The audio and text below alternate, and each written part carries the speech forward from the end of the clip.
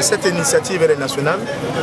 Yves Chevendac, le président de la République, lors de la dernière séance de concertation qu'il a eue avec les notables et les maires de 8 arrondissements des 4 villes de Bangui, instruction a été donnée pour que je coordonne sur le plan national le processus de désarmement volontaire et de la participation des personnes civiles.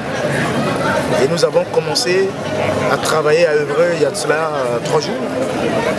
Et pour que nous soyons beaucoup plus mieux structurés, nous avons décidé de la mise en place des comités de zone, que nous appelons les COMZON, pour le désarmement par arrondissement.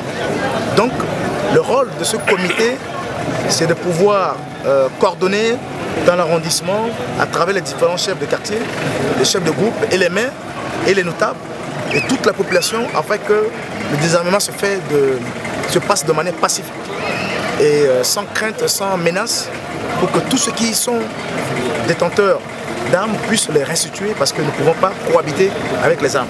Voilà, nous lançons officiellement aujourd'hui, en ce qui concerne le 8e arrondissement, qui est un arrondissement pilote parce que ça regorge plus de la population que les autres arrondissements. Demain, à 9h sera le tour de 4 arrondissements et ainsi de suite. Voilà pourquoi nous nous sommes retrouvés ici ce soir. Quelle stratégie vous allez mettre en place pour convaincre les populations qui détiennent les armes de vers eux à les rendre volontairement? Je pense que la stratégie elle est simple. Sur le plan communicationnel, nous avons toutes les radios communautaires, la presse écrite, la presse privée.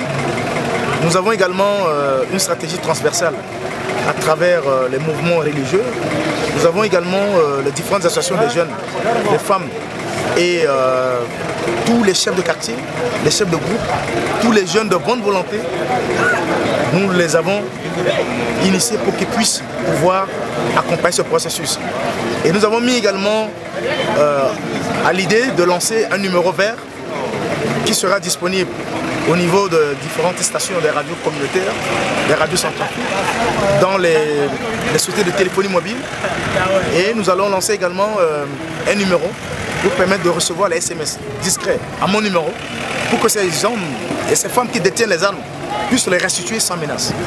Et je pense qu'au-delà de ça, nous attendons de la part de nos partenaires internationaux une formation, un renforcement, en termes de renforcement de capacité, les différents comités qui seront mis en place, et que très bientôt nous allons lancer l'atelier.